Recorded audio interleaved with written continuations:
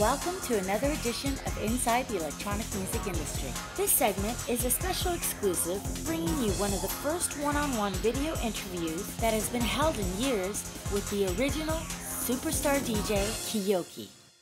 Since the mid-80s, the world-renowned original superstar DJ KEOKI has been proudly living up to his name and has definitely stood apart from the rest in more ways than one. But time has pinned his name to the past, stereotyping him through most views and opinions. Since it's been so long that the world has heard from DJ KEOKI, he has decided to break his silence and set the record straight. This very special interview offers you the latest and greatest view into the life and mind of DJ KEOKI like you've never seen before. First, DJ KEOKI talks about his origins, his musical inspirations, and the very first record he released. Excuse me, I'm doing an interview. My name is KEOKI. I'm a DJ, a professional DJ. I've been DJing for 25 years. I grew up in Hawaii, that's where my family is.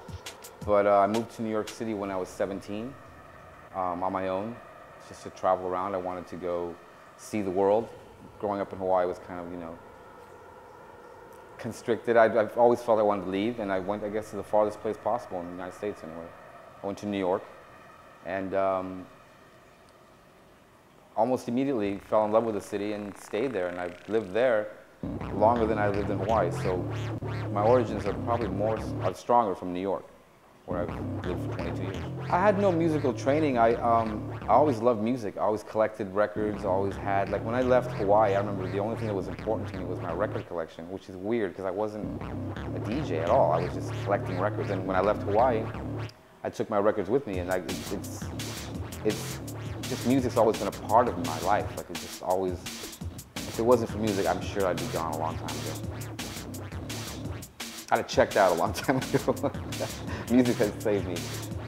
As you will see coming up, DJ KEOKI's musical inspirations spoke loud and clear through his music productions. Top of the list would have to be Depeche Mode. Obviously, a lot of the 80s stuff that I grew up with is music that inspired me early on. Like I was always wanted, even with the hairstyles to the way they dressed, to the music, everything was always emulating and wanting to be like, close to my favorite musicians, which are a lot of the 80s bands.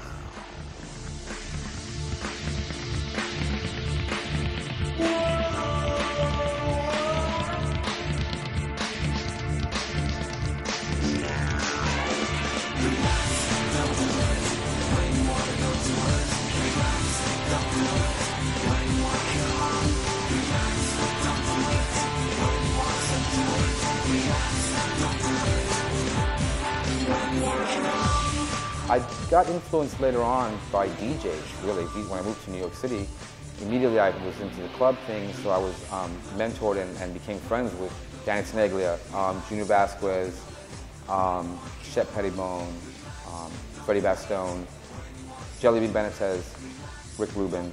People that were like, already, they were kind of like my mentors. I thought, they're doing what I love to do, and why can't I do it? It didn't seem crazy to think about because they have their life. And I remember thinking to myself, is this a crazy decision?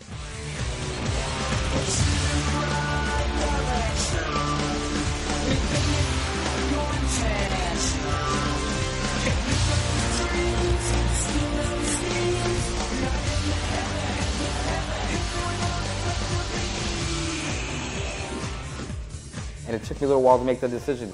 I went for it, and so, the DJ culture was really an inspiration, and the people, the DJs. And I thank them all. Thank you. KEOKI shares with us the story behind his first record release. Early on, it wasn't any programs at all. It was all digital tape recording and analog equipment, meaning keyboards and stuff. So I did a song called Dizzy Chicken with a giant chicken. Her name was Clara. This was like 1991. She went off and did her own thing. I think she's got a family now. A chicken somewhere. That was the very first record I ever produced for Radical Records. That was a long time ago. Wow. It's like 18 years? 18? Time flies. Even if you're a chicken. Oh, God. From the beginning, KEOKI not only wanted to be a DJ, but he also wanted to continue producing music as well, and so he did. So yeah, in my mind though, I had this idea like, I'm gonna make lots more music. This is really fun. I really enjoy it. So when I was signed to Moonshine, I was, you know, originally just going. They wanted to sign me just as a DJ, just to do mixes. They thought that I had, you know, a knack for putting together records, and I really enjoyed doing that very much. But I also kind of like saw the opportunity as a way to maybe I can make my own music. In the back of my head, I was thinking, yeah, this is great, you know, to do other, you know, to do these mixes. But hell, I'm gonna have CDs out. CDs were brand new then. It was like, I thought these are gonna last forever, you know. I loved everything. I loved all the being able to touch stuff. But the programs and stuff, when that started evolving, I can watch and see, and I can get around it. If I had to do some editing on my own, or if I had to do some arrangements of my own, I could do it. But I really wasn't proficient in it, and so I would work with producers that also were more engineer and patience oriented with me, as far as I wanted to learn when I worked with producers. That's how I chose them. And Day by Day was the best one I ever had. When I worked with Moonshine, him being a MIDI teacher and being patient and me wanting to learn, you know, it was, and he also had the value that, and the idea that if we're going to make a record of your own music, you know, we want it to be you. He really believed in me, you know, where, you know, I don't know if, you know, everyone did. They thought you're just a DJ, you know, you can't produce music. And I actually was told that, you know, you're a DJ, you're not a producer. And I was like, but I'm going to learn. And I really was, I'm like, I'm going to learn. There's no big deal to learn. It took 3 years to do the album, the first album, Ego Trip.